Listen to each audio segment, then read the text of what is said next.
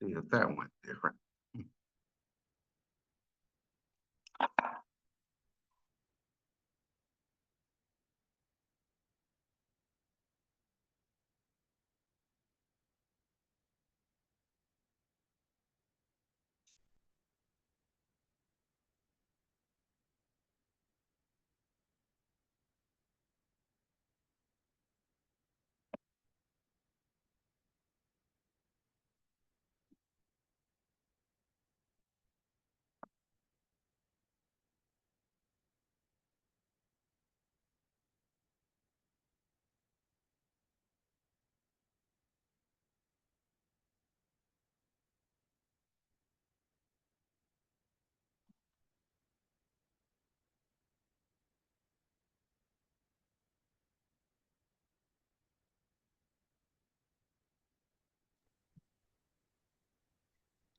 What's up, man?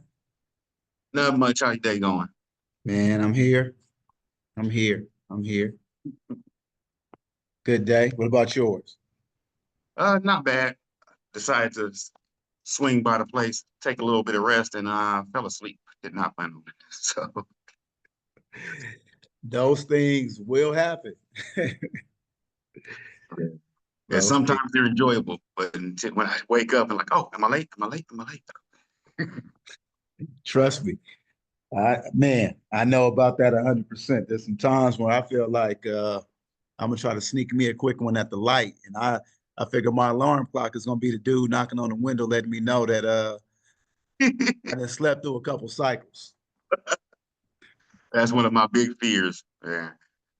Uh, so one, I guess maybe change up one of the questions is about since Juju's hurt, how do you push a team through when your star clearly is out? Can you push a team through?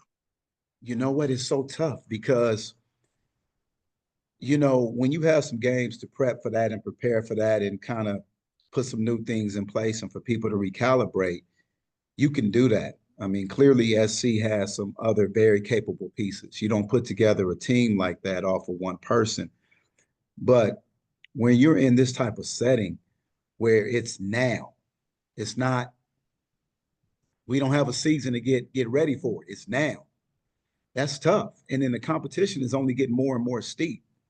Hmm. Like I'm not even sure who they play next, but you I know, think it might be UConn, is it? Or is that next round? okay, well, so right now we're what Sweet 16, right? Yeah.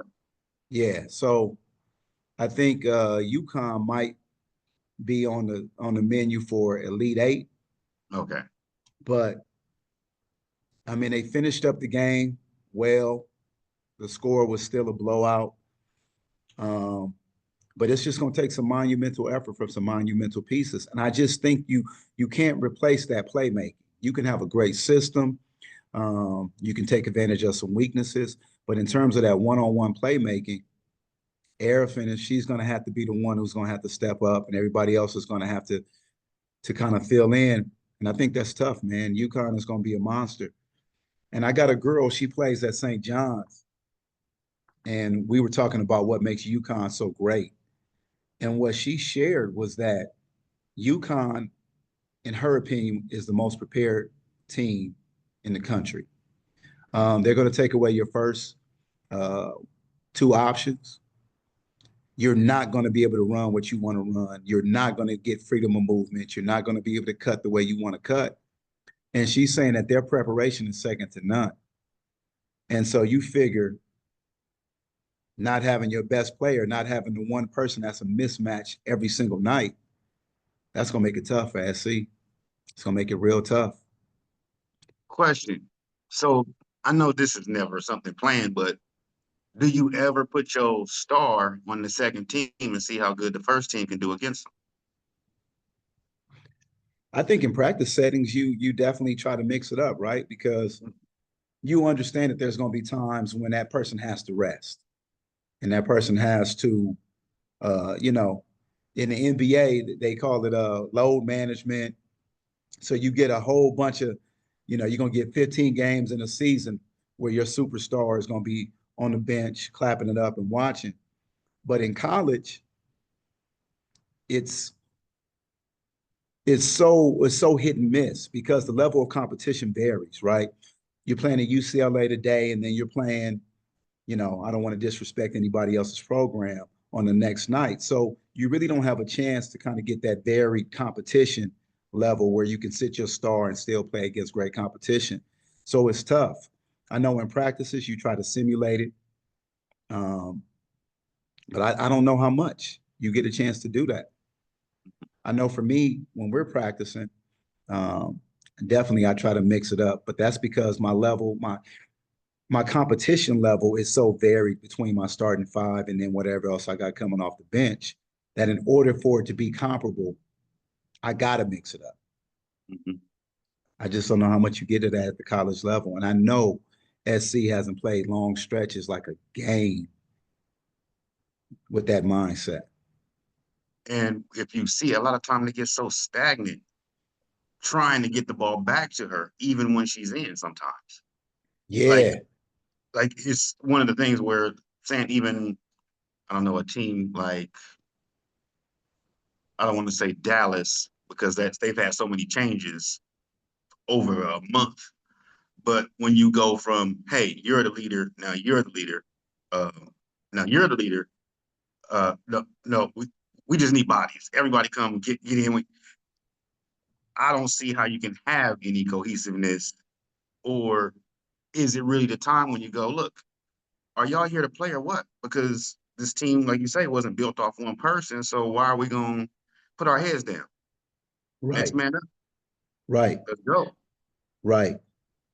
I think that's the thing about in the pros versus in college, even elite college. UConn throughout the years has been made to sustain injuries. You think about Asia Fudd, you got hurt, and some other young ladies, but Hey, they recruit five stars across the top, right? I mean, you look at the top 100 players in the country, and UConn is going to get three or four of those every single year, every time. Yeah. which is different than most programs. South Carolina can say the same thing. UCLA and SC can tout similar type of statistics over the last few years, but traditionally, those were the Tennessees of the world, Hmm. um, the LSU's, the South Carolinas, and the UConns. I don't know if SC is built to sustain. And I think what we can say is we haven't seen the other women have a chance to have to carry the load because Juju has been able to be consistent. She's been able to show that longevity, been able to sustain, play through foul trouble, play through injury, play through the knickknacks. We haven't seen it. So to say that they're not capable, I think would be a rush to judgment. But to say that we haven't seen it, I think is a fair assessment. And I'm excited about the opportunity. And what I really like about SC is they got a whole bunch of California girls on the squad. Hmm. The two bigs are local. One was from Linwood and one was from Rolling Hills Prep. Like those are just local girls that we see in fall league. So I'm excited about that. But they got a heck of a challenge, man. And if they can pull that off, my kudos to the culture because that's going to be a win by the culture. It's not just talent; it's going to be the culture. On that same question, so we took 68 teams and have had massive blowouts in between ones and eights.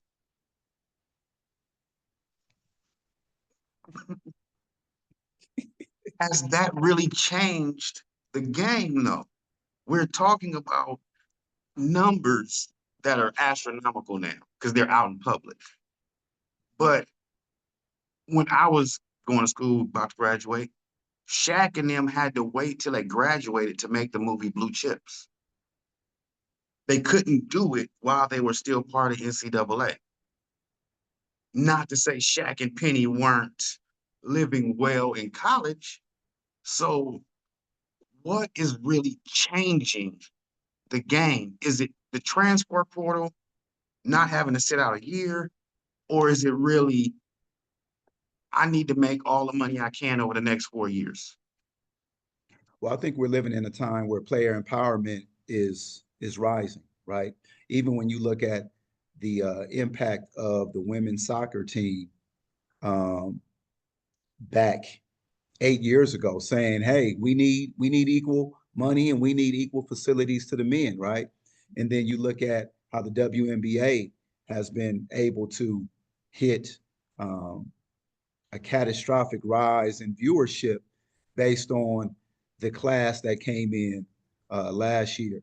So I think what you're seeing is players are able to dictate more along the lines of what they need and what they want.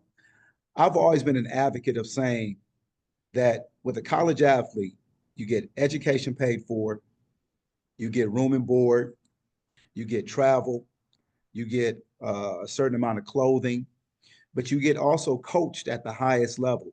You have the best of nutritionalists. You have you get your classes priority. You have tutors. You have resources that are beyond a normal student. I didn't think that the financial component of paying players was something that you had to do, but I think now it takes away the amateur status. It takes away the amateur mindset, and it becomes who can afford to pay me what I feel like I'm worth.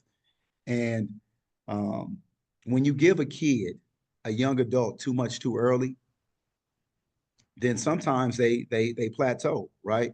Most Hmm. of our college athletes are not going to be professionals. So what we're doing is we're paying them more now as college athletes than they're probably going to make in their profession throughout their life. I think that that's kind of sad and it's kind of setting them up to failure. I think that hunger mindset of still having to strive and realize that there's another level Hmm. has value. Um, and I'm all for our players being compensated um, and taken care of. Let me not say compensated, but taken care of. But paying players uh, 6 and 7 figures is unbelievable to me. And I never thought we would see it. And now it's even trickling down. Well, let me say it's trickling up and down because we all have heard the stories about high school athletes having their parents moved into a house, parents being Hmm. given jobs, and that's been going on for 20, 30 years. You know, certain programs are able to afford to give the extra amenities to players. And so you're getting sandwiched with that. You're getting the professionals and you're also getting the high school students who have a certain expectation because they've been getting that love. It's amazing how you get a kid who lives in one area of Los Angeles and how they move to another area of Los Angeles, 40, 50 miles away. Parents find a nice home, they find a job in a downward market. They find Hmm. a nice cushy job and they're able to afford to move to a rival high school, you know, between junior and senior year. That's amazing to me. So, Why doesn't that? Why does that still create that? Like you say, right now, money going to, let's just say, the third best player on USC. We okay, don't know those numbers. No one's right. going to talk about it. They're not putting that out. Does that not make that player, or should it not make most of these players go, this is just a start? This money is for me to get better. I'm only getting this is because and again, we have an issue with media, but my rating isn't where it should be. But on the very end of this, even if we had 30 teams in this tournament with great 5-man squads, 5 women squads, they all ain't got no team to go to when they graduate. So, True. so no matter how good you do, should you not take these? And again, the rules for women are screwed for the 4 years. I don't understand how that is still a thing. But where I can take the money I'm going to make now, get the education, and possibly be set for life because now I can truly start living the life I want to live, not going as the rest of my graduates will be doing, working to pay off all of these loans they took just to be here. So I look at that. So most athletes will have to incur some type of debt while they're in college. Because you get people like gymnasts, you get people like the rowing team, you know, they're not producing enough revenue to justify full scholarships. But most of the considered elite players are going to be on scholarship. So the amount of debt that they have for basketball, football, baseball, and those sports is going to be minimal. But what you're getting is you're getting an opportunity to get a 4 year education, and sometimes now we're looking at with the COVID extra year and a half, 2 years transfer portal, people are going through grad school paid for. You're having a chance to get the best training in the world. You're having a chance to get the best education and best tools in terms of helping you. Once again, the tutoring, the academic assistance. And so I look at that as a great compensation. So you don't really come out with a lot of debt. If you're going to be making that NIL money, then obviously you've put yourself in a position to be one of the top 5 players on the team. You have a marketability. And so if that's the case, you're on scholarship. You don't have the debt. Now, I do also agree that if you take that money and you put that into some property, you invest it properly, it gives you a great launching pad. But I think the other side of that is now we have smaller programs that are not going to be able to commit because, I mean, compete because you don't have the financial fortitude to afford these players. So now it's a situation where everybody becomes in that Kentucky mindset where we get to choose from the top players because we got the money to choose from the top players, and everybody else is, you might get one because you can afford one, but I can afford 5. Mhm. Therefore, we're going to get the blowouts because I got 5 players just like you're one because you couldn't afford them. Where before is everybody had an allotment for college scholarships and it was kind of an even playing field. So I think the rich are getting richer and the have-nots are going to be more of the have-nots. One of the last parts on that one for me is, wouldn't that come back to some of these boosters? Because you have college graduates, and it don't matter, it's from mid Ohio, state, country, schools you've never heard of that are CEOs of big companies. They are running tractor factories, let's just say. Why isn't it they're able to foot the bill for their college team? Why isn't they aren't able to come up with the sponsorship for their college team to get these players? Because at the same time, most of them are living a 5 year career. Right. And in that 5 year career, are they around the type of people like CEOs or whoever else that can get them in the mindset of this is only the beginning? Whatever you decide to do, even if it's decide to become a trash man, you can move up and move forward in life and live the life you want to live. But the job or business you in, now is the time to start constructing it. Now is the time to be around the people who can help you build that for life. And that's where I would say that's what I missed out on in college is finding all of those people versus, hey, I didn't go to college, so I was invited to every college. I can just Mm-hmm. be on campus everywhere and hanging out with people everywhere. But I wasn't making those connections that really mattered because a party is a party. But when your friend really needed you to help you move, you can really have a conversation with Yeah. So I think you touched on two great points. I know there's a lot of great alumni that went to UC Irvine and went to Cal State Fullerton and go to Northridge. And I know they have a lot of financially well-off people. But how often do you see people wearing sports gear and paraphernalia from those schools unless they have a kid who goes there or something along those lines? You don't see those teams being marketable.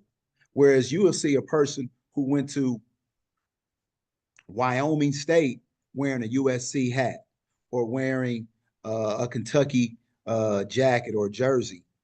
And so I think the lack of success that these programs have had throughout the years in terms of putting out professional players and professional athletes now goes into a donor or booster's allegiance to supporting a program.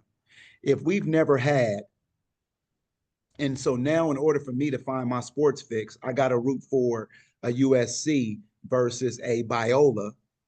them. Because how many people walking around sporting You can't go online and really find on Amazon a bunch of Biola gear. Right. So now, in order for me to have pride in my state, in my city, I got to go support a UCLA.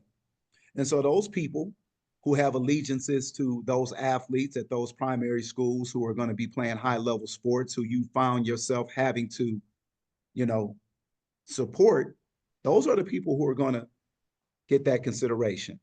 And what we found a lot, I think, is that it takes a couple of people to be willing to go on board, get on board for now the momentum to build, right? And so when you have programs that are predominantly successful and they have donors already in place, it's easier to get more donors. Mhm. It's easy to build that mob mentality. It's really hard to be the first person to decide to come onto a program that doesn't have a tradition and support that thing. Because if I give you enough for one player, is that going to be enough to build the program? No. No. So now we need to get 4 or 5 other people on board, and that's the tough part to build that momentum. So I think that's what we saw with Woj, right? Woj was the one who decided to go back to his alma mater and decided to be the director of fundraising for Hmm. his school, and I think that's why that happened. So they took a risk. They gave him a lucrative contract in order for him to come back, and his job is to raise the money. But he has the support, he has the network, he has the connectivity. So I think that's what colleges are going to have to do. Small programs are going to have to find big names, and they're going to have to try to build a little momentum in order to be able to compete. But what's stopping, let's just say, Loyola Marymount from renaming their basketball stadium Paramount Plus Stadium? And I don't think now, anything. you know what I'm saying? But that is where it says it's not always people who don't market, it's people who are not looking for other marketing opportunities because they pay to put their posters all up and down the street. They pay to put their names in billboards and on buses. So, not to say like Loyola, but when you got a coach who's being paid 4 or 5 million, when do you go, all right, well, these facilities should feel like we're in top notch, even if we're at Cal State Northridge. It should feel like we're at top notch whenever heck, Pepperdine. Where should I ever go to when this school has brought money in off of these sports in which I feel like I'm getting lesser than? So we both have been to Pepperdine games. We both have been to Loyola Marymount games. And if you look at just the logarithm, the algorithm, the logarithm. I'm doing math in my head. The algorithms, you're looking at the statistics, you're looking at the amount of people who show up. It's hard for me to charge you $500 million to put your name on my stadium when we're only going to get 50 people to come up and show up for a game. So the numbers got to, as they say, the math got to math, right? The math ain't mathing. I can get you to put your name on the Staples Center, which is now crypto, because we know every single commercial, every single time they show a picture of LA, crypto is going to be in it. Every movie that's downtown is going to have crypto in it. I'm just getting all that residual endorsement. So we can charge you that major money. But I don't know how much money I would pay to put my name on the side of Pepperdine's field house and how many people I would expect to see that. And so I think that's part of it too, right? You got to have a product, and it's almost like a circle. You got to have a product that can demand the eyes and the audience. But without the finance, you can't get the product to demand the audience. So, I mean, I'm in agreement with you. At some point in time, somebody has to be the first person to say, I'm all in and let's get this thing rolling and take the chance. But I mean, would you be willing to pay $5 million to put your name on the side of Pepperdine Stadium? I don't even know the name of Pepperdine's field house now. Right. But at the same point, just to sidetrack a little bit, if we took out UConn, Tennessee, South Carolina, and let's just say UCLA. We leave USC in. How many championships do we really have floating around?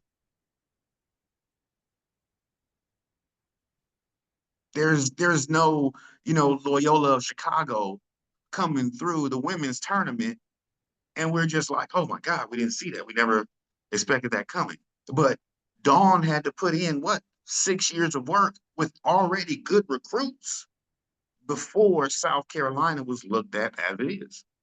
Stanford has always been looked at as it is. I don't know if she'll ever get fired or anything ever happens to make a giant shift in the program, but they don't win. Right. They win games, but they don't have, what I'm saying? You take out the Lakers, you take out the Celtics. How many championships do we really have floating around for teams to say, I'm a champion? And that's why, you're gonna have people who congregate to one place like UConn, where it's like, well, I don't want to be a loser. But we used to have that mentality like, well, if you're going to USC, I'm going to UCLA because I want to beat you at some point. We can be friends, we can hang out, but when it comes down to it, I want to be the winner. I don't want to lose. And I can't guarantee that if I go to Loyola Marymount. I can't guarantee I'm going to see anywhere if I go, you know, what is it? Where Paul George go? San Jose? He went to yeah, I think that's right. That sounds about right. And at what point can you tell a kid right now, hey, work with me. I'm gonna get you a scholarship to San Jose State, and you're gonna make it to the NBA, WNBA. I don't think there's been enough proof of that. You know what I'm saying? So when you look But at, when you have the Dennis Rodmans from junior you got college. Rick Mahorns who, went to HBCU. You got a whole bunch of success stories, but when you go to the calculated math of it in the statistical analysis, you have more players who will come out of Kentucky and make it to the NBA in the next 10 years than you may have had come out of HBCUs that we can list in modern basketball history. So when you say to yourself, what gives us the best opportunity to compete at a high level? Because everybody says greatness is determined by championships. There's reasons why Charles Barkley is not ranked higher because Mhm. they always say, you ain't got no rings, Charles. As dominant as Karl Malone was in his day, he'll never be considered as one of the greatest because he don't have the rings. John Stockton always gets respect as a great point guard, but the rings, right? Patrick Ewing, it's the rings. So when you talk about how are you going to put your name in stone, how are you going to have your name chiseled in foreverness, them championships matter. And so where can I go where I can compete against decent competition on a nightly basis? That means I'm going to a big conference, but I also give us a chance to win. And so I think those are the decisions that have to be made. UConn to me is the outlier because every other major program has had a decent football program because we know football is the big dog. Football is the real Mhm. money maker. Football is the 50,000 in the arena, 50 the tailgating, all the paraphernalia. Football is the money maker. ESPN show up and show out for the week. Out, out, even to the point where other sports won't even touch the day. Like in the NBA, they'll touch every day, but Saturdays during football season, they gonna wait till football season's over before they start having Saturday games Mhm. because football is the big college football is the big dog. And so those are the things SC has had a proud tradition. And so when you talk about having the finances to on top of the table or under the table support recruiting, they got it because you got the money. UCLA is a California university, but they've had a decent football program and decent football tradition. But they also had the greatest college football, I mean basketball coach in the history of the game, the Wizard of Westwood. So back before it became even incentivized, and it was more about the culture and it was more about the character of the coach and coaches recruiting, they had a basketball tradition. I think we've gotten away from the person and we've gotten to the finance. I think Don Staley, I think Gino are two of the last coaches who've been able to say, "Come to where I'm at because of me." Other coaches are now recruiting on the money. They're recruiting on the And dollars. how do you tell a new coach or somebody who wants to coach then it's going to be all right? You got to have what high school sports have come down to is the connectivity with the AAU programs, the connectivity with the feeder schools. So a new coach coming in has to be well entrenched into the ability to recruit players through his or her personal connection with AAU programs, um, feeder programs, whatever that looks like. Even if it's nationally ranked junior college programs, you got to have personal connections to these feeder programs. And so if I'm a college and I'm looking for a coach, one of my first questions is going to be, how do you plan on recruiting? If you're a new coach, it has to be built on personal connections. Otherwise, you just don't have enough cachet unless you're just going to throw millions of dollars at it. Money talks still. But other than that, it has to be personal relationships. So how does, let's just say, a Spellman get into having a top recruit? Because you have the graduates, you have the name, you have the colors, you got the band, you got the football, but when it comes to your actual team, if you were in the top 64, top 30, you look great. We're going to cheer on. But no one's putting money for them to push through. And it's not the coach, it's not the facility, it's not a particular recruit. It's just that, as you say, Gino gets 5 stars. They're going to come here because they're 5 star.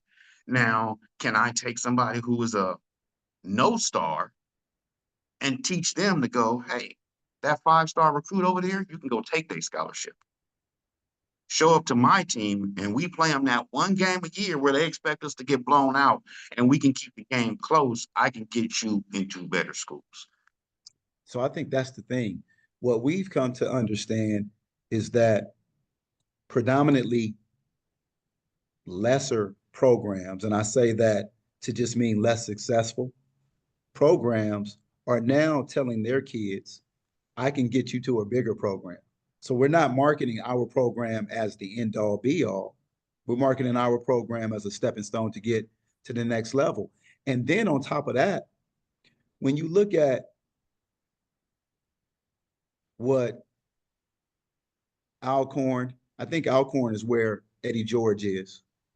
Maybe I'm wrong about that, but you look at what Jackson State did with Deion Sanders, right? You went ahead and you got the person who was publicly marketable, who had connections to the world, and you brought that person in. So unless you're willing to make a splash like that, it's going to be difficult. It's going to be difficult for a coach to sell Spellman unless you're just going to do it off of phenomenal local recruits.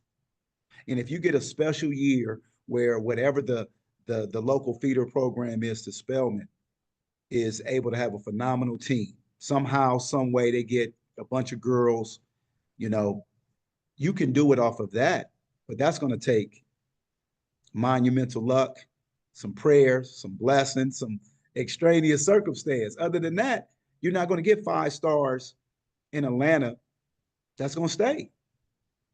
They're going to go. They're going to get recruited out of there. No big name coach, no proud tradition of being a phenomenal basketball power. Why would a 5 star want to play? And I remember like 3 years ago, we had this major push where everybody was talking about HBCUs. Everybody was pushing, pushing, pushing. You had a bunch of athletes who were pushing that way. Um, and I think once again, we give credit to coaches like Dion and other coaches who decided to take on that mantle and support that mindset. You had a bunch of conscious um, parents who said, "Hey, we're going to We're going to push this thing together. But you still don't see a multitude of HBCUs competing at the highest level. I mean, how many HBCUs made it to week 2? How many are in the Sweet 16? 0, I believe. Yeah. So we're right there looking at, is the experiment a failed experiment? Is it just going to take more time? Or how is this thing going to work out? But if your kid is the one who has to make that decision, are you willing to be the sacrificial lamb in order to build the program and to build these smaller programs? Are you willing to be the one? And I don't know. If we get a couple 5 stars who decide to go to Morehouse, yeah, some things will change. Hmm. But at the same time, can that coach them when they're being paid more than he ever will, or she? That's the question. So that goes back to the upside down situation. And that's a society that we're living in anyway, right? Where parents can't use profanity. As a school teacher, I can't use profanity at a kid, but a kid can use profanity at me. He has freedom of speech still. You don't. I don't. I'm held to a professional standard and limitation, and that kid has carte blanche to say whatever they want to say. And in the public school system, it's even worse because we can't even kick them out. Where as soon as you say something you shouldn't say, you're now being sued, and the district is being sued, and they're letting you go. So the whole model is upside down. So that goes back to the home life, right? We've Hmm. lost the home life. We lost the respect for the parents. We lost the fear for parents, which in some cases has been abusive, of course. But 90% of the time, 95% of the time is discipline. And discipline is love. And so without discipline, if I don't respect my parents, how am I going to respect my teacher? If I don't respect my teacher, how am I going to respect my coach? And so therefore, I get to call the coach every word in the book. My coach doesn't play me, and then my parents are going to come back that up because they're trying to prove they love for me, and then they're going to sit there and tell me I'm being unfair to the coach. Hmm. So it's a They keep backwards it. dynamic. So what do you think? So what do you think about the trend we see with this NIL stuff and these players making more than the coach and having more publicity? I think it's nothing new. It's just we're in the stage of social media, so everybody wants to show off that that's what's going on. Because back in the day, let's say we can talk about Penny, a bunch of other players who they're on podcasts now talking about. I didn't worry for nothing. No, it wasn't necessarily going to mom and dad, but I had gold rings and chains since the day I stepped foot on campus. Right. I I never had to worry about anything, or even as somebody I was talking with, well, we won't mention the Cal State Berkeley too much, but they were given jobs that they didn't have to do. There were given jobs that, well, if someone shows up, you're here, but are you working to make 35, $45 an hour for washing boats, for being a valet? There are certain things in which people did participate in to make it seem as things were going, but at the same time, whether it was Reggie Bush or I don't want to throw out names that we don't have real paperwork on, but Gilbert Arenas, what are you talking about? College life was hard. What are you talking about? I don't have no food. I had a card that I can go and eat every single day. But we still have always seen the stories of football players eating ramen noodles, but the team and the coach is being paid millions of dollars, but the rules are set up to keep me from taking the kid out for dinner, taking the team out for dinner. But if I'm recruiting him, it's okay. So with me, the NIL stuff to me, it's crazy because it's supposed to be name, image, and likeness. For that, as I say, we can look at Candace Parker. I don't know she's ever gotten a $2 million contract with TNT, let alone one to play basketball, which is why she plays so much. But if I'm going to pay a player anyway, I'm asking for loyalty in some which way. I'm Mhm. asking for you to step up and be here, show up, show out, whatever it may be. But your duties aren't just to show up here for school, even in high school. You need to be at the football games. You need to be where we can get you in the newspaper. You need to be out doing more to build, even back then, what your brand is versus let's sit around and hope four people get a State Farm contract. I don't see why NCAA ever stopped that because to me, that's what a player should get. I don't care if you're a rapper, you're an actor. You like imagine Justin Bieber deciding to go to college and then you tell him he can't sing no. But if he played baseball, as we talk about, it would have never been a problem. If he played Right? hockey, they would never have messed with him. So with me, then NIL is still a leash. And if you, we see plenty of people, dogs walking in versus, what they're trying to do, control. I didn't see too many people, we're in LA or I'm in LA and you got plenty of people walking 15 dogs at one time. Yeah, When absolutely. I couldn't keep three in my backyard without treating, without going crazy with each other, trying to take Yeah, them on a walk at the same time. yeah, Just don't want to go that way. So it becomes a part of what you control and who's controlling who. What's the plan for the day? But if I can get, let's just say, go back to SC. Oh, no, let's go back to LMU. I was told LMU was going to close when they eliminate their football team.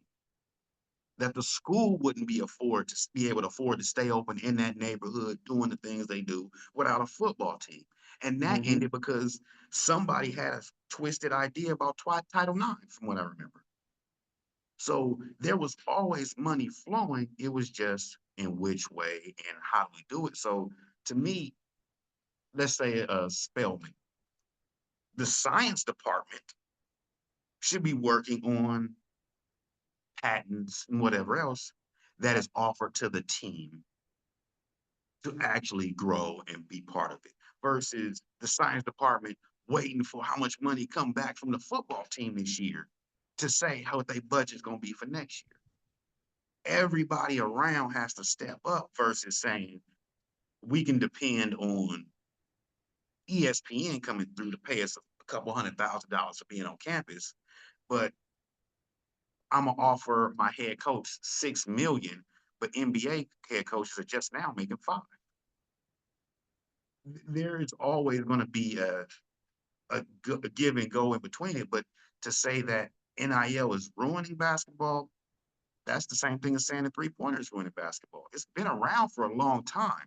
It's just the way people decide to use it.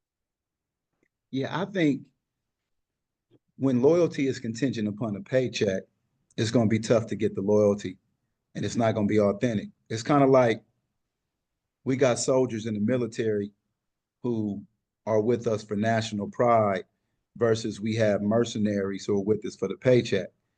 So, the NIL to me says, and I think it's been shown, like it hasn't increased the loyalty. And it's coinciding with the portal being wide open. It's coinciding with, COVID allowing players an extra year or so. So there's a lot of things that go into it. Um, but I just think that when it comes down to just paying players, if I'm going to be the backup quarterback at UNLV and you're going to pay me a backup quarterback's NIL deal, but then I have a chance to transfer to another school who's starting quarterback because of the portal transfers, and now I get to be the starter, then there's no financial incentive for me to stay at UNLV and be the backup when I can go be the starter. So kind of that freedom of movement with the transfer portal, it also kind of decreases the amount of loyalty that you have, and it increases the amount of power that a student has. Because if you're training a kid and he's going to be the next person to take over, and you've put all these resources and supported this kid, then the portal opens up to a so-called bigger school, and you lose that kid, you know, you find yourself being having to beg, borrow, plead, please stay, please stay, please stay. So now that player has a lot more power.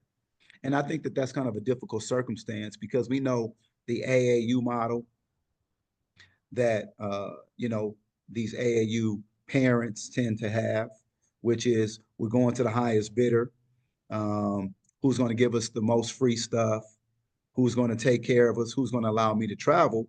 Well, that goes to college, to who's going to do the most. So where's the loyalty? I don't see the loyalty. I just see the kids at 17, 18, 19, 20 years old having more power without more wisdom to now dictate situations.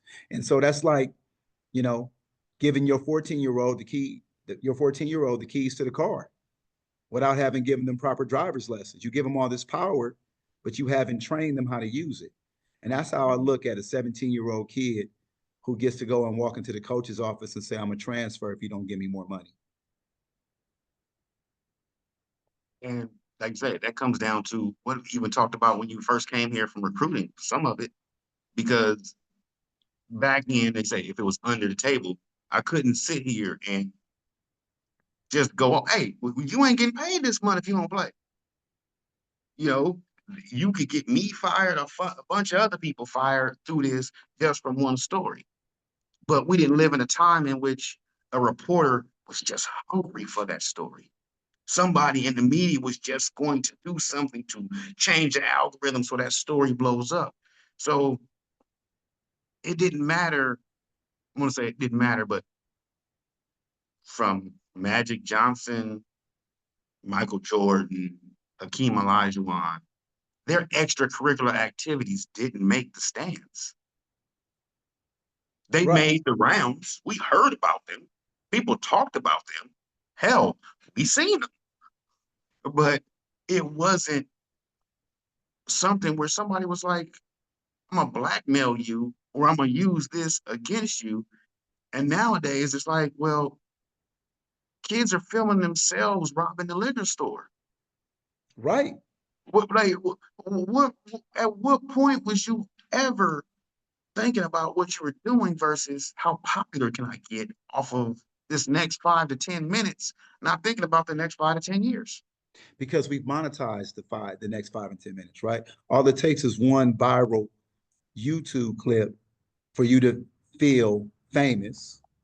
And now they're monetizing that type of stuff where that wasn't even an avenue, a financial, monetary stream in years past.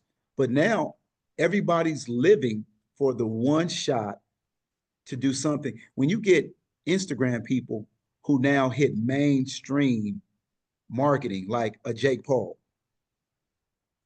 then what people are saying is, if he can do it, I can do it too. So I don't have any appreciable education. I have a desire, but I don't necessarily have a talent.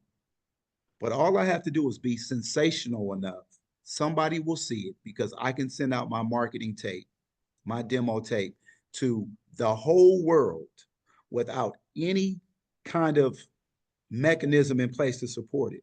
So all I need to do is be sensational enough. All I need to do is just jump off a roof and do a triple backflip and land in some cactus. That's going to go viral. And then I'm going to be on every show that I possibly can be. Then I'm going to be the halftime show at the Laker game, and somebody's going to see that. And then I'm going to get on America's Got Talent. And that's the American dream that our kids are having. Because in part, what other dream are we giving them that doesn't require an exorbitant amount of hard work? What we're finding is that the social media highlights the gives the highlight film, but it gives none of the background. Our kids fall in love with the highlight film, but they don't understand. A woman looks beautiful on Instagram. They don't see the hours of makeup. They don't see the workout routine, none of that. So our kids are going for the highlight film and they're trying to duplicate that. And the sad part is they're going to find a great deal of disappointment at the end of that tunnel because you haven't built any appreciable skill or grit or determination or work ethic. And everybody is making something a carbon copy of something else. Like I heard Yeah. a long time ago, or even in business, you got a product searching for a problem instead of you going ahead and making the product to solve an existing problem. Why are we constantly and I I'm from LA. I have a personal problem with people who come through LA, say the things that they say, do the things that they do. But I can go to your high school right now and it'll look like it did in the 80s. Mine's I is in the 50s. you get what I'm saying? Like y'all didn't made money. Y'all didn't got sponsorship. Y'all didn't got executives that are willing to invest in things that you do because they want to ride that train.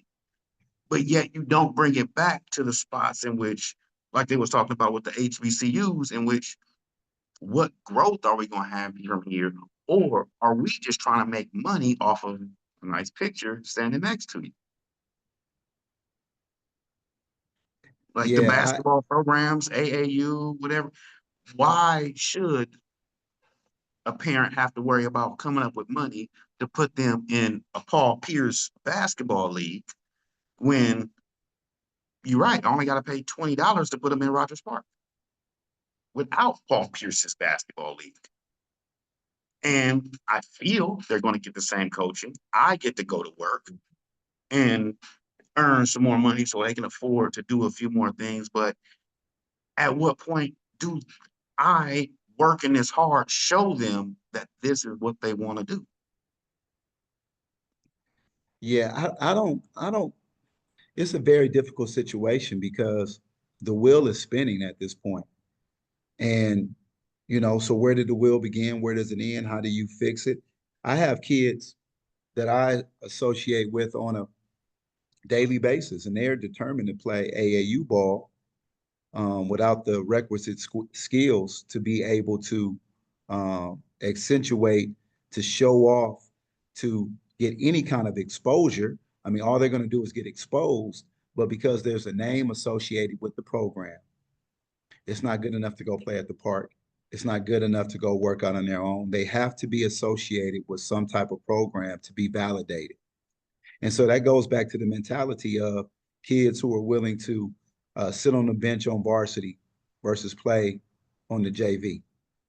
Like most kids in high school are not going to play college basketball.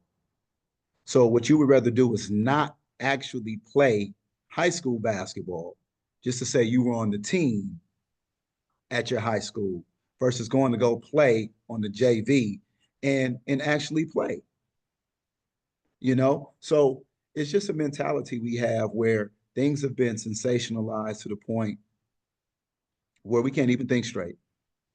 We can't even think straight. The logic is not, we're not using logic. We're making decisions off feelings, not off facts. And so how do you explain that? How do you make it make sense to somebody who's logically trying to come to solutions when the answer doesn't, what you're doing doesn't make logical sense? Everybody's looking for these shortcuts because, again, we can talk about research in which I had to go to a library, talk to the librarian, get recommendations, find out why my search that I was doing by myself was wrong, go to a different library to grab a few of those books or things that are there for the research and literally put that in the syllabus to say that's where I got my research from so I don't look like I'm plagiarizing something. It was just a fact. Versus now, I can literally do this, put my face in the screen next to you making a brand new engine, solving nuclear physicist, and I get more views than you do. I'm making money off of the hard work you put in by just making a few faces. And now, since I'm getting paid, why shouldn't I feel myself? Why shouldn't I be? And we're not going from the same fact of, well, I can remember being broke 3 weeks ago to, no, I'm going to Spago. I'm taking the bins, I'm hopping in the, whatever else. And everybody else, y'all need to catch up versus the plan was for you to make it, help mom out, get Mm-hmm. uncle out, get grandchildren a business and stuff like that versus as you say, you now concentrated on quick money, quick reaction, immediate gratification for everything that you do. So when do you build the habit of, you know what, I'm going to know that I got to work out to lose this belly for 6 months because I had to work for 8 weeks just to learn how to dribble the ball the first time. My coach kicked me off the team because I couldn't dribble. Hmm. They put me on frost off. I had to go through frost off and JV before I got to varsity. It wasn't my choice. It wasn't my parents showing up at the school. It wasn't somebody building a building on the parking lot or my little brother, my older brother being in the NBA. It was a simple thing of you came here and you earned your position. But Yeah. sometimes coaches and ADs didn't care. You don't belong. You don't have a spot. You're going to be that 15th player on the bench at some point, but we're never going to train you and give you the tools to figure out what's going on, to figure Well, out how to get better. without any grit, you're going to always have people who trend to the easiest answer, right? And so what you find is that sometimes the easiest answer is to choose to not be involved or to go to another thing. But that's why having coping mechanisms is so important.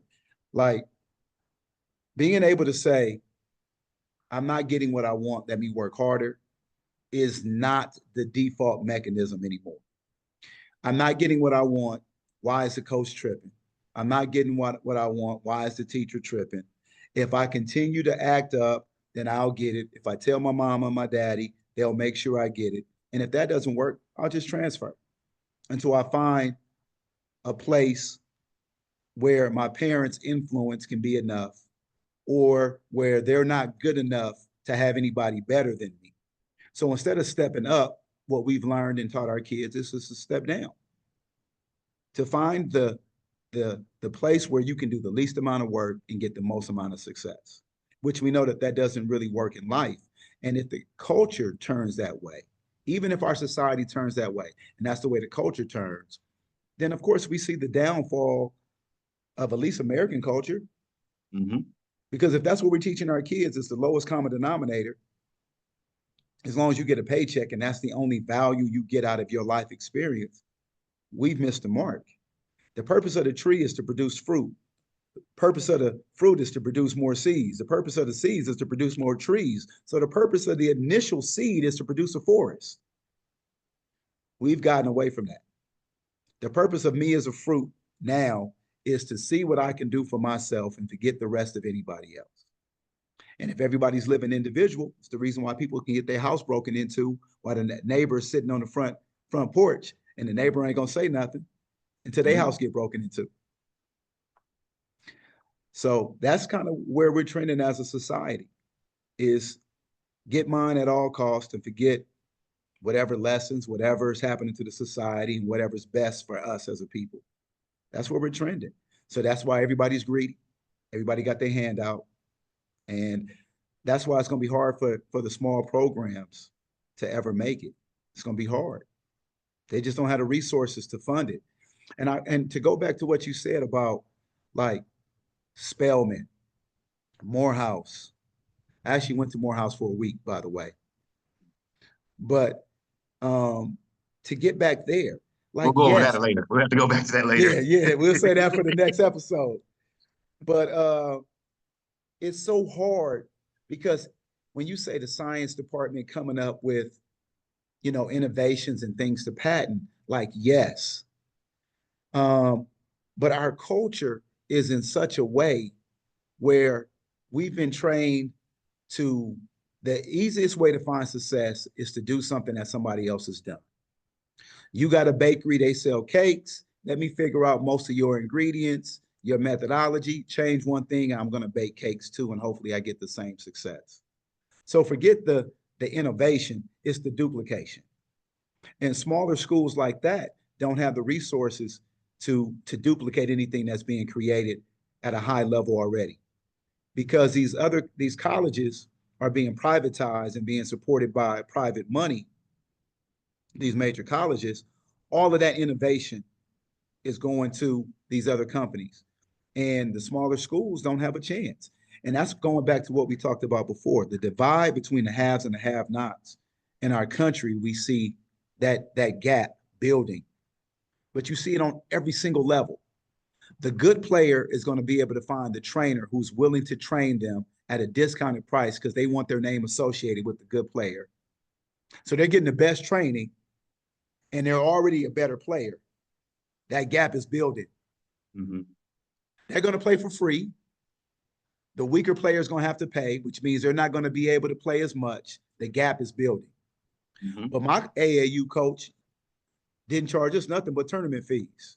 I played for a guy named Tiny, and Tiny, he wasn't going to charge us anything. He gave us the best that he had to give. And if you look at his coaching tree, the branches are infinitesimal. No, I take that back. They are exponential. Mm-hmm. But he wasn't doing it for money. Nowadays, everybody's doing every single area has an AAU program, and the first thing that they're gonna tell you about is the dues, is the fees. Mm-hmm. But at what point can we go and say, I'm building a program, you're building a program. I can be, you say, a ZAM in which I'm stationary for 20, 30 years securely, in which even saying you as a coach, if modern day starts to come knocking on the door and say, hey, but you know, we got Jordan, Nike, Adidas, everybody every year hitting us up to change. Heck, Under Armour might come in for the summer program. How do you then say, well, as a coach, or we're seeing this with coaching from Oklahoma to USC and getting your UCLA coaches and firing them within 2 years, where can we say that, hey, you're going to have a chance to build something here because the boosters, the board, whoever is going to have leeway to give you to get something because hell, we weren't winning before you got here. So why we need to act like this next 3 years is the test of what type of coach you're gonna be. This next 3 years is the test on where our programming system is when the investment has to go 5, 6, 10 years ahead to get to these places. Dino could have been fired year 3, but even Tennessee, soon as they change coaches, oh, now she ain't as good as the other coach. Oh, now we ain't gonna have this anymore. Oh, we miss the way that Pat used to treat him. And no, that was a system that girls came into, they bought into, they wanted out of. They still wanted out of it back then, Mm-hmm. Mm-hmm. but they realized it was a fee to it. But maybe this is what I need to make me a better person. Maybe this is what I need to make me a better CEO, wife, husband, whatever it may be, because but sports was always a microcosm for real life. And if in real life I can take a shortcut, get out, get paid, and you know what I mean, now go on disability for the rest of my life because hey, I really don't have to do anything. Range Rover's paid for, they gonna give me a check, they got my medical covered. When did I see the hard work versus I found an algorithm, I found a hustle. You need to find yours too. Yeah. So funny enough, you say that. When I first got the job here, um, the program I think was like 3-14. I got hired. First year we went 14-13. Second year we went 18-10, made it to the CIF championship. Third year we won it. And my AD comes to me after we win it. We're celebrating it. And he says to me, I'm so glad you won it this year because you had 3 years. We were going to be looking for somebody else. That's what he told me. Now, to this day, I want to take that as a joke. I've Mm-hmm. never had it confirmed or denied, but I'm taking it as a joke. But the thing is when you're dealing with major colleges, the only way that you can keep people interested is two ways. One way is to win. The second way is to reset. And so the word is hope, right? When we're winning, when we're doing well, we're on the upward trend, there's hope for improvement. You can keep people excited about that. When you bring in a new coach, you're selling them on the hope, right? We got rid of this guy, and now we got the solution. So now you're going to give me 3 more years of hope. You'll support the program for 3 more years. You'll give it a try. You'll give it a chance. It's the brand new recipe. Come back to the restaurant, grand opening, right? And so that's what these schools are figuring.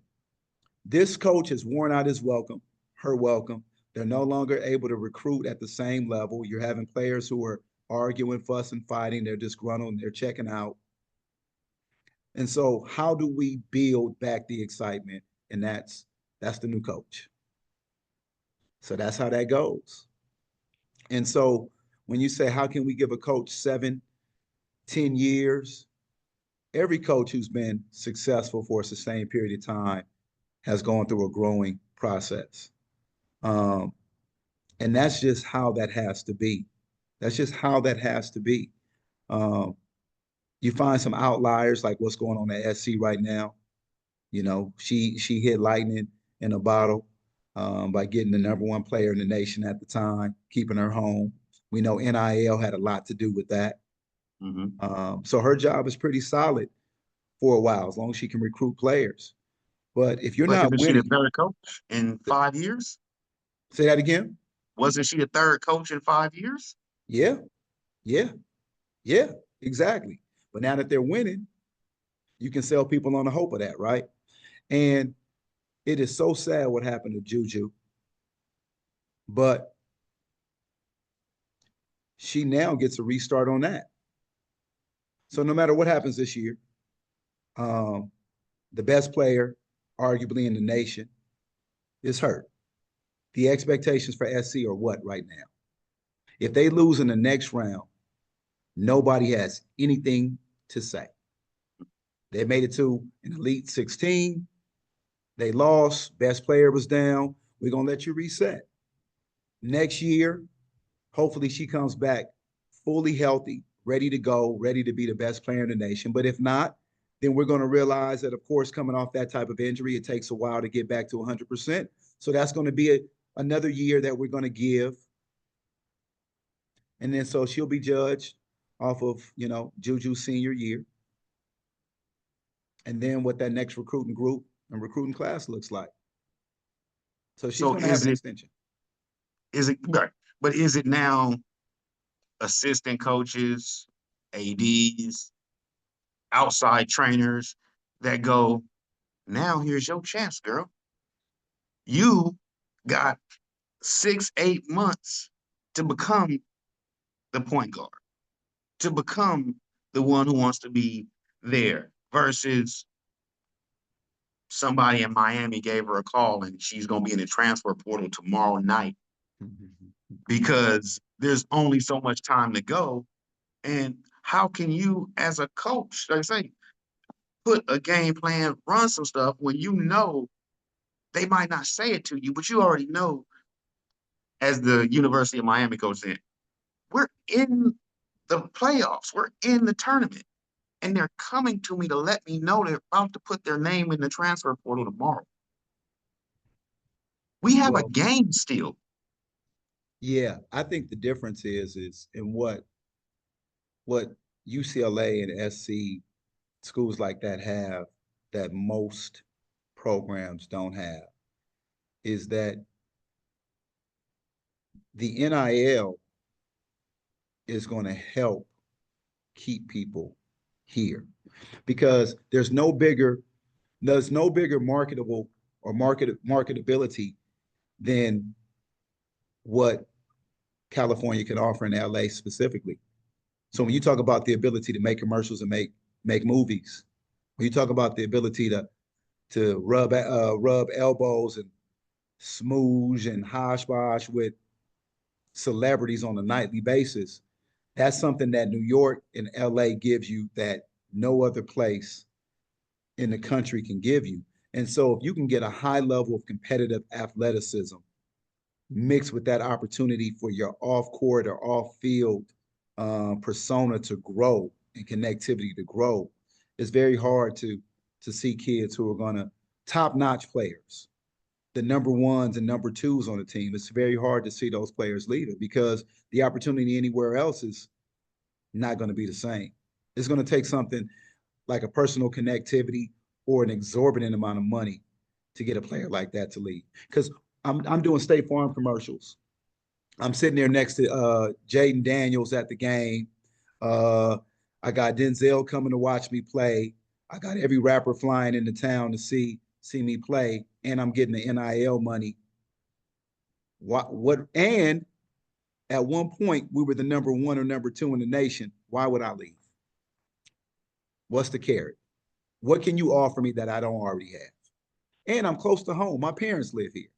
My parents get front row tickets to the game every single. They don't have to fly out. What am I leaving for? Mhm. And then you have those same, let's say, people around the game who are looking at him, telling that same player, "Nah, you need to go ahead and get to the NBA as fast as possible. You need to go ahead and go somewhere else." And it's the same thing where it's like, hold on, you can play in JV. You know, when you get to varsity, you might get some more money, but you're gonna be sitting the bench. No one's going to look at you. You might bounce between the G League and there, but understand right now, you can let's just go to one tournament in LA, anywhere. You got more teams that are in it than the NBA has. Mm-hmm. So at what point can I not and strive upon you? Get better, get as good as you can, love it for as long as you can. But this is supposed to lead you to something else. This isn't supposed to be your Al Bundy moment where, you know what I'm saying, this is the highlight of your life will be high school sports. And that has morphed over into AAU versus now, hell, McDonald's All-American game is full of teammates. Mm-hmm. They played on the same team already.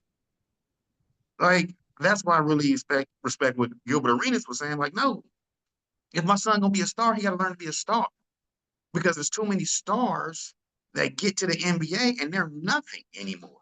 They never know how to score. They don't know how to. But most of them were the number one player on their team until Mm-hmm. you get to the Dennis Rodmans and you know my favorite Muggsy Bogues, and you go, nah, these people had to work. They didn't. There was nothing offered to them for the success. It was just the dream of the success, or this person right in front of me is going to lose. Not going Mm-hmm. to waste time. Not going to mess it up. But I'm going to hear. I'm here to win. And like even Muggsy, I didn't even realize when he said the other day, he's not even in the Hall of Fame because of the way voting goes. And you get voted so many times, but versus this people, let's just say the time when I don't know Paul George wants to go into the Hall of Fame. If LeBron, KD, Giannis, we get a bunch of other star players that come up for a vote at the same time, you getting pushed off, buddy. Your first Yeah. ballot guarantee is there is no guarantee. So Yeah. how can I strive upon you that your career ain't over? You need to work harder even at this point to strive for a legacy because you most likely won't have a title. You most likely won't get a ring. So, what legacy are you really going to put out there versus we can talk about Mamba mentality, but we can also talk about, man, I don't want that player making the rest of my players feeling like crap. I think the team moving, unless you can win a championship, hurts hurts a legacy.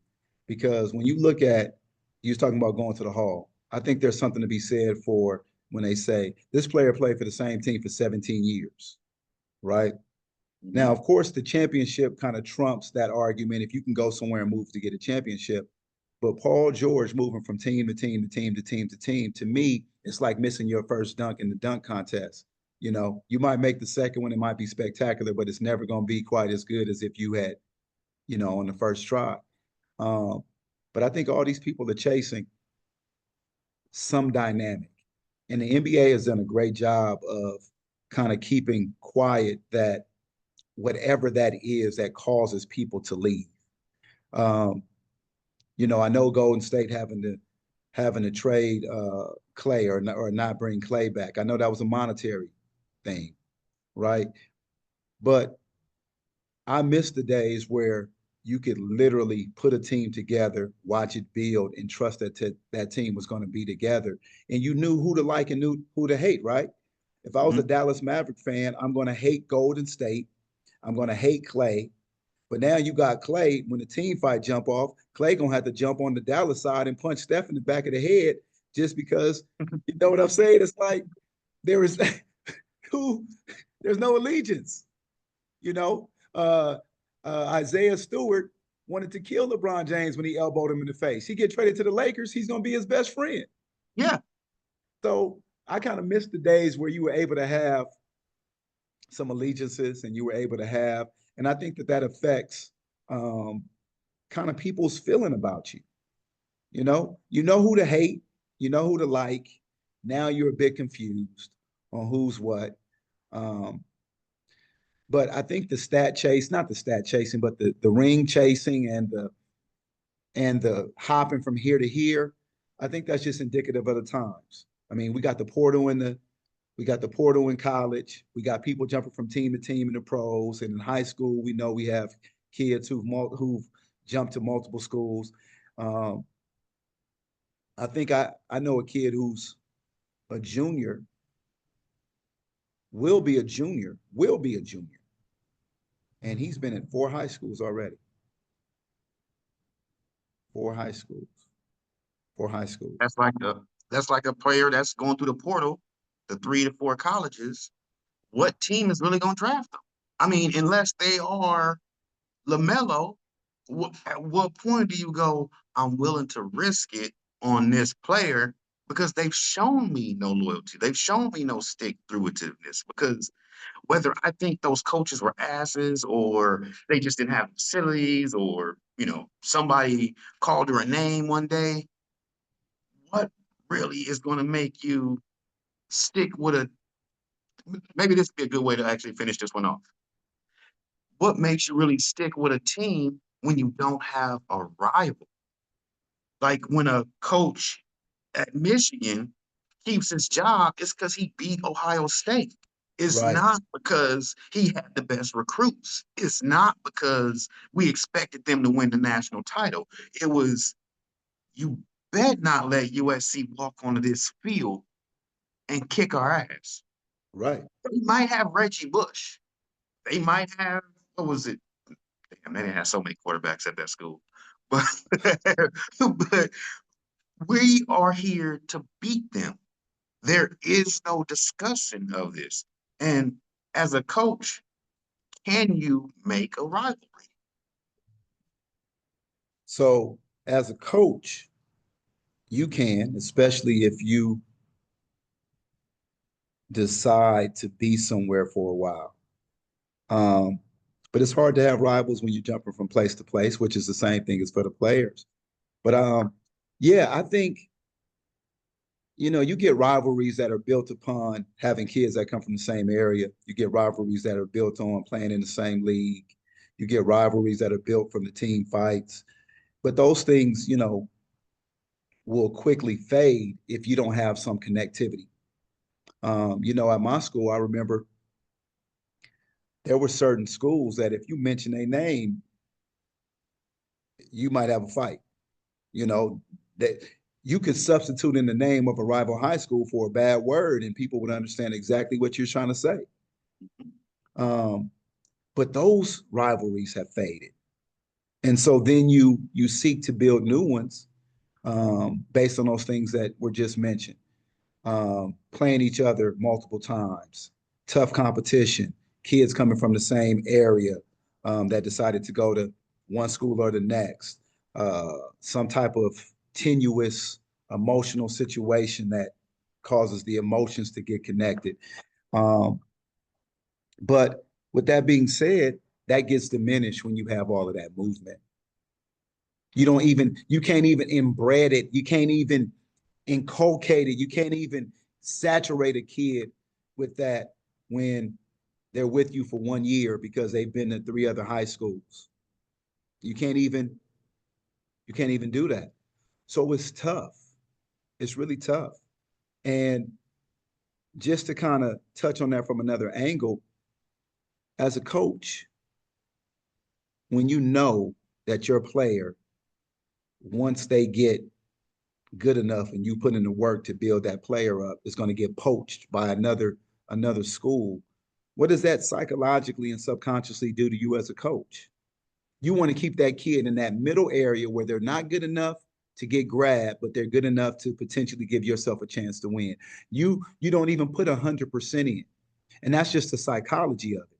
Now you get some coaches, and I hope that I'm one of those coaches who's just gonna coach the heck out of their kids regardless and let whatever happen happen. And you just put it in God's hands to make sure you have what you need to have the success that you want to have. But there's a lot of people who try to keep their kids undercover and keep their kids at a certain level because they know that the loyalty level is low and that they're going to get grabbed or they're going to choose to leave as soon as they get another option that they consider better. So, building that rivalry to answer that question, Rodney, I don't know. It's it's tough to sustain those rivalries. It's tough to have that Auburn and Alabama mentality and that Michigan, like you said, in Ohio State. It's tough because kids are all over the place and they might go to the rival. One question that this might be, like I say, go back into some extra things, but where does the AD hold responsibility to all of the programs versus the number one and two programs, basketball and football? The AD's job is to make sure that all of the programs get what they need in order to be successful. So the AD is important. It's amazing when you're at a school that doesn't prioritize any particular aspect of the campus, you're going to have a deficit. It could be arts, it could be dance, it could be academics, it can be anything. Um, I think we take for granted to a certain extent that schools are going to prioritize academics. So when we talk about how important is administration, primarily the AD, but administration as a whole to a school's extracurricular activity is vital. The athletic director's job is to make sure that everybody has what they need to be successful. Um, at a high school, the beautiful thing about public schools is those rates for coaches are pretty much preset. At private schools, depending on the school, you have a lot of flexibility. Um, but any AD worth their salt understands that rising tides raise all ships. If I have a good softball program, then that softball player is going to have a brother who's going to be a phenomenal athlete as well, who's going to come and help out on the volleyball team. And if my flag football team is good, then she's going to have a brother that's going to be a phenomenal football player. And so any athletic director with vision and also who respects the integrity of the job has to make sure that all of the programs are being encouraged to be as competitive as possible and do whatever they need to do within the bounds of acceptability, of course, to be successful. So that means vetting all your coaches, making sure your coaches are following whatever your code of conduct and whatever your culture is being built, that they have the equipment needed, they have the support, that they get the buses, that they're getting as much advertisement time as the football team in terms of promoting the program, the gym space, the field space is all equal to the best of their ability. And I'm really glad, and I'm not going to say names, but my AD is an equal opportunity guy, and he does what he has to do to make sure all the programs get some love and get some backing. Um, and so I appreciate him personally for that. But yeah, the AD is a big job because the sports are the main commercial for your campus. That's the thing where the outside people see. And if you have good sports programs, you tend to have a pretty thriving high school. So To me, the sports drive the energy at most of these schools. yeah, So it doesn't matter if it's football, baseball, basketball. Hey, we can get Westchester have a golf team now, apparently. But it drives things not just for them to show up and wear the, like you said, the gear on the outside and show that I'm part of this team, but these rivalries or these teams or competitions that we put ourselves in, or I say live, it makes you realize that every moment isn't as dire, but what I'm doing means something. When I'm Hmm. out here working on this, it means something, not just to me, but to the people around. The people show up in the stands, not just because I'm Kareem's grandson or because my dad might show up in the stands one day. They show up because there is school spirit. There Hmm. is, you know, love for stuff that they can't do. That's what I used to feel like because I was a nerd who was athletic. I I never understood how you could play sports and not be good at math. What do you mean? We have to win. How do you not know how to count? Like there are certain things that always seem to go together with me, but to turn around and then go, well, as a school, as a program, we can't. That should be thrown out the window.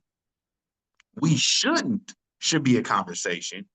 We won't is always a conversation.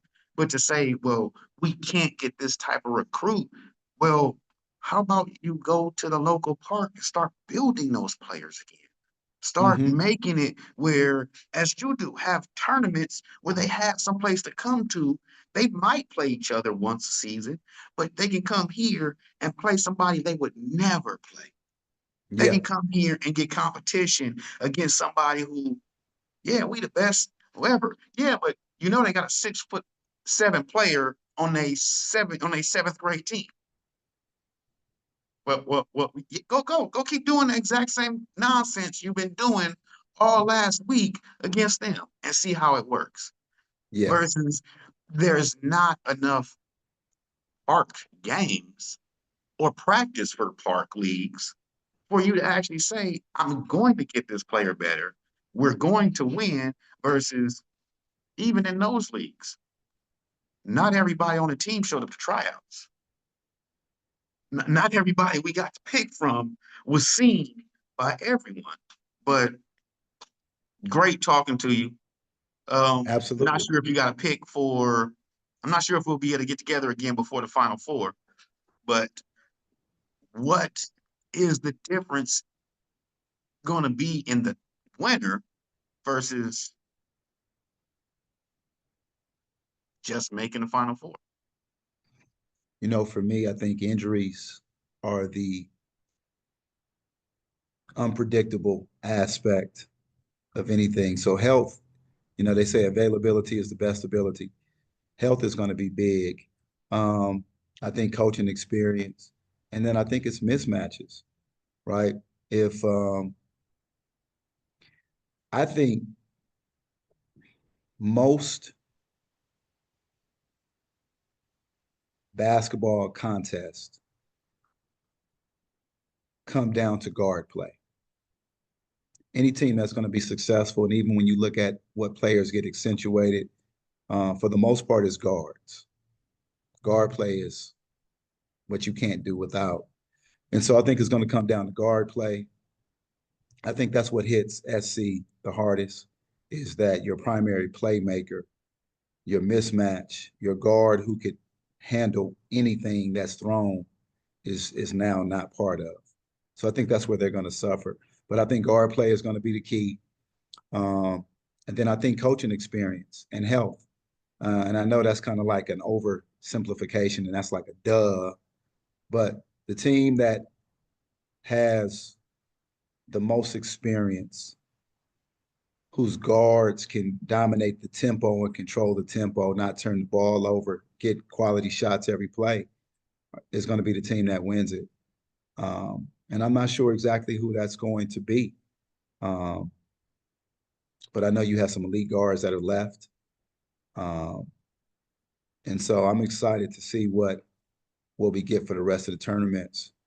And it's amazing. I don't know how you feel about it, but it seems to me as if the girls' game has kind of found equal footing with the men's game in terms of the interest and the talk around town. Like I can't tell you who UCLA is playing next on the men's Mhm. side, you know, and I'd have Yeah, no interest in going to a UCLA's men's game, but definitely I want to see the UCLA women play. right. That to me, like I say, it's a momentum thing on the energy because when I was growing up, again, they just started the league, the WNBA, but Dawn Staley was the shit. Like Yep. Yep. I wanted to play against Dawn Staley. Yeah. I wanted to play against Cynthia Cooper, Lisa Leslie. These are people who it wasn't, oh, girls basketball is nothing. No, I saw them up close throw the elbows. I saw them up close, you know what I'm saying, actually work on their footwork to be able to do a drop step, spin move, fade away, not sit there and go, well, hell, if you, I'm one of the best basketball players I'm not sure you can fully agree, never played in the WNBA. Cheryl was easily one of the best ever, but is there a Hall of Fame for her? Is there, you know what I'm saying? But we forget about these people who put in that work when Mm-hmm. there really was no money in it. There Mm-hmm. wasn't, L'Oreal commercials thrown on the back of all their games. But nowadays, it's always been a thing of women buy most of the merchandise. Maybe it's for men, but they still go out and buy the merchandise for their sons, for their daughters, and Mm-hmm. for whoever else. So now, if hell, I forget, it was like Alyssa Milano a while ago. She got a deal to make football jerseys sexy, to make to customize football jerseys and still have a license with it. But nowadays, it's coming up. We can go to licensing expo and we can throw the NFL on a checkerboard. We can throw Mm-hmm. a school on certain things. So when it comes down to getting that name out, building a program, saying this is who we should be, what we can achieve, to me, it's way past the time to start making the investment in the women. But there's no excuse for the facilities. Russell Westbrook rebuilt a whole nother facility over at UCLA. But, and this is me mentioning names, but we can go over to Lusinger and we're still waiting for things to look as they should.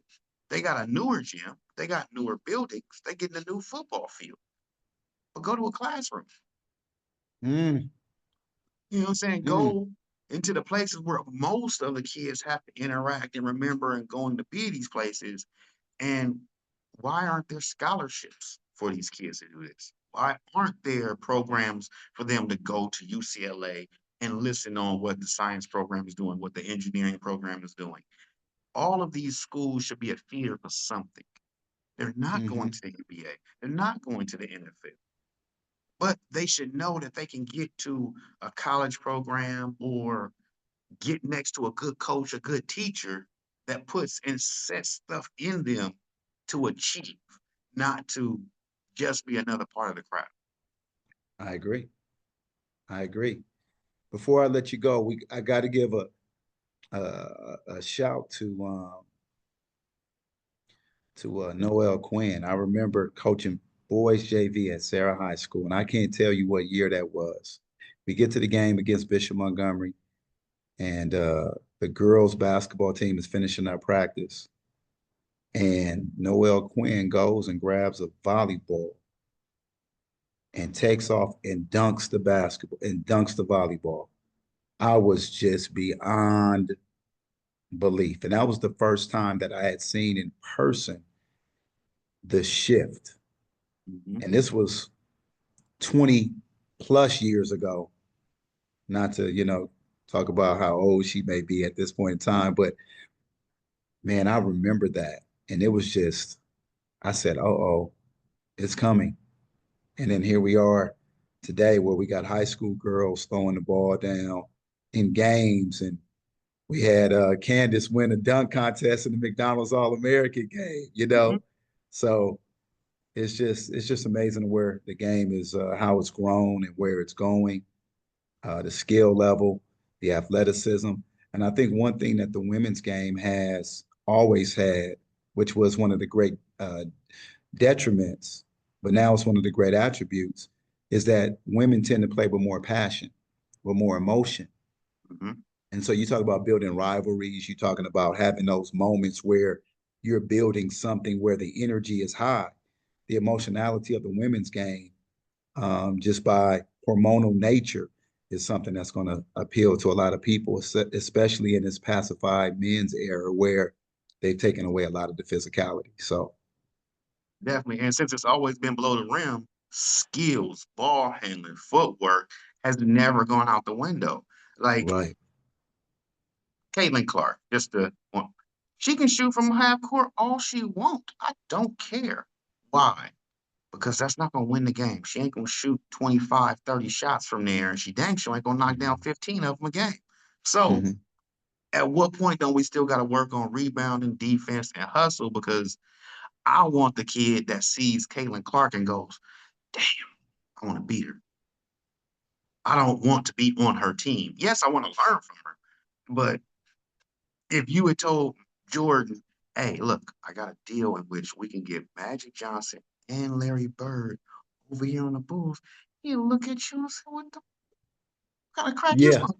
Like yeah, what is yeah, this? You yeah. do not bring my biggest rivals over here to be my friends. We can be friends off the court, we can do all that other stuff, but nah, that's who I Hmm. want to be. So that's why Charles Barkley isn't going to have a championship. That's why, hell, most Clippers won't have a champion. Not the homegrown Clippers. You're gonna have to go somewhere else to go get you one, or have one before you get here. Man. On that one, let me end this by saying real quick. I know deals are deals, contracts are contracts, but the Clippers should not give OKC another draft pick, another dime, another look, another. We gave you an MVP. How are you still knocking on my door like, hey man, your first round? Where's that first round? But look, you got Kawhi and you got James Harden. You should be For happy. how many more picks? We've been giving up picks to get all of these people, and the one pick we should have kept is standing right there going MVP, MVP. You can't game winning shot just a couple days ago against them. So it really hurts, and but that's what we was brought up on, like Latrell Sprewell. What do you mean you didn't pick me for the Lakers? I had to go to Golden State. Well, watch every time I come down here. Oh yeah, Every time I play against you, I'm yeah, coming for your neck. I'm yeah. I'm coming busting you to up. beat you. Yep. I don't care who the coach is. I don't care who your teammates are. I don't care. Your team name is mud to me. I Hmm. will never play for your team. I will never be happy to play for your team. But on that same part, they told Jordan and Phil, y'all can walk. We didn't made our money. Yeah. Culture doesn't have to mean anything to people unless they really want it. So great talking with you. I'll definitely make sure we follow up. And if we can, next week, same time, same place. Definitely. Let's do it, man. Let's All do it. right, man. I definitely enjoyed it, man. This was a great way to spend the evening. I think we went probably what, an hour and 30? Probably. Yeah. And that Yeah. seemed like the this fly is driving me crazy.